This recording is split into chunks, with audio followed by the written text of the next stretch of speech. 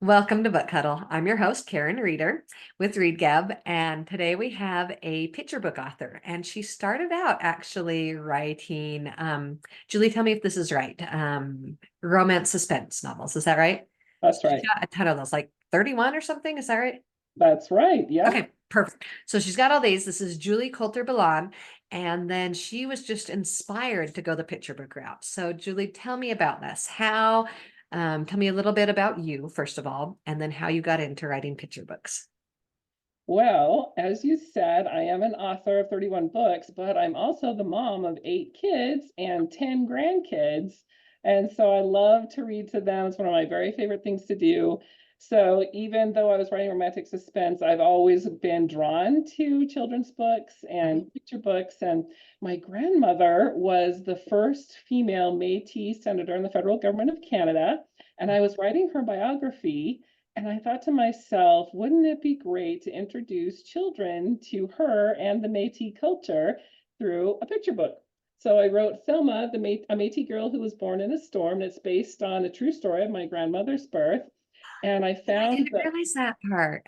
yeah, and I found an amazing illustrator named Mikey Brooks, and he's won several awards for his illustrations of diverse characters, which I loved and was perfect for this little passion project of mine. So I've written the two children's books about the Métis people and the Métis culture, and there's two companion coloring books that go along with them. Okay, so can you show me the inside of this Thelma, the girl born in the storm? Is that right? A Métis girl who was born in a storm. So that's Thelma with her dad. As you Oh, as you can see, she's wearing a ribbon skirt, which is an important tradition for Métis people. There's also a little, I don't know if you can see the little beading on the pillow down below. That's okay, yeah, yeah, yeah. really important. Beautiful. Another thing that it talks about is I don't know if you can see, but the Michif language, oh, maybe you can't see, is kind of Oh, highlighted in red. oh, So, beautiful. so Mushum is grandpa in Michif, which is the Métis language. So I have sprinkled little Michif words throughout the book so that little kids can start to hear the language. The language is dying, and so we're trying so hard to save it. And so this is kind of a fun little way for us to do that.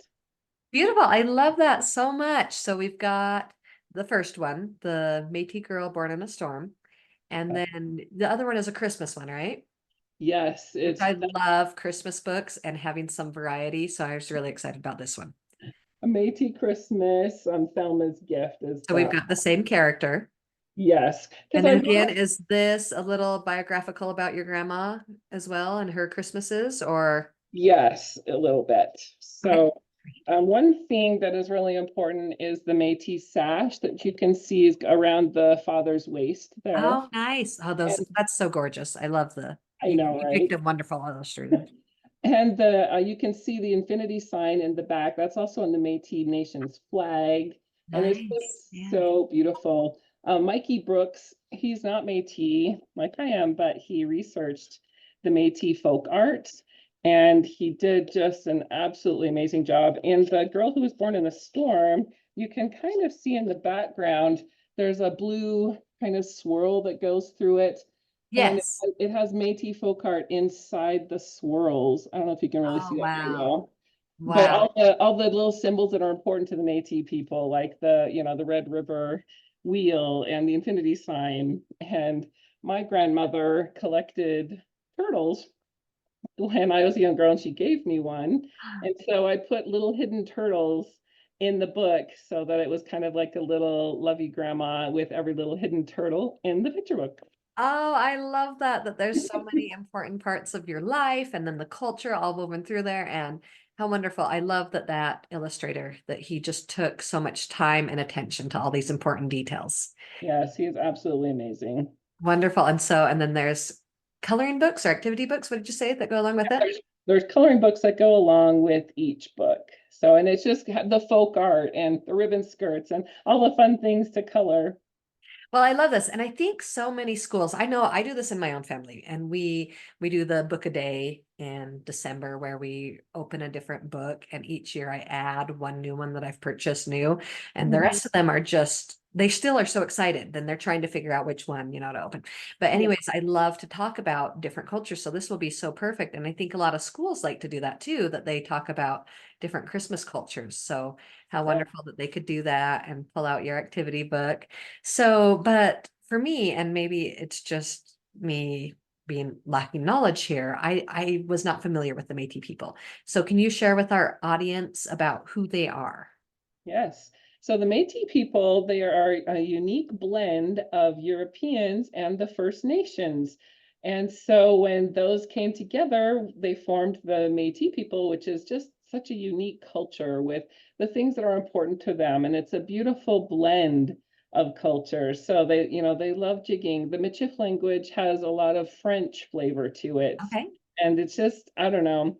I just love the Métis people. My grandmother fought really hard for Métis rights and women's rights when she was a senator, traveled the world. She met the Queen of England and the Prime Minister and all those important people, but the most important people were always her family. And her family included a lot of people who weren't biologically Right. But related. She all always like kind of felt like the very village type thing, comfortable. right? They're all part. Exactly. Exactly. Wonderful. Oh, I do love that so much. So, and that just inspired you, and you Yes. just went on a mission to share about this and keep this culture alive. And they're in Canada, right? Is where. It's mostly in Canada. There is some in the United States, but it's just not quite as well known as it is in Canada. Oh, So okay. I like to do school visits to help people learn more about this beautiful culture, show a little bit of jigging, show the sash and the things that are important, and tell some stories. It's interesting to me that in the Métis culture, it's really important for them to know your roots and to know your ancestors, because they believe once you have that connection, you're much more able to grow and develop in the present and Oh, make yourself even more, wonderful and amazing. So you just need that little connection to where you've come from and your roots. I love that. That is fantastic. All right. Well, thank you so much for sharing with us about your books and all of your work. And I would love for you to share another favorite children's book that you have. It can be for any age. What was one that you could recommend for our audience? Oh, there are so many. It's hard to choose one, but my youngest son, his favorite right now is Percy Jackson by Rick Riordan. They Oh, have the wonderful. whole series, and it's just amazing and very imaginative, and it's just a fun read. Yes. Does he watch the show on Disney Plus? No. He has, but when I watch it with him, he keeps doing that. That's not in the book. That's not how they did it Yes, in the right. book. Which And is good. He paid attention. yes, he does love that book and knows it very well. So, but the movies have been good. That's fun. That's fun. Yeah. And then there was the initial movie that came out, and um Oh yeah, that's. You're watching the new series, right? That came yeah, out. I'm watching with my son, and he always looks forward to it, and he does the same. Yeah.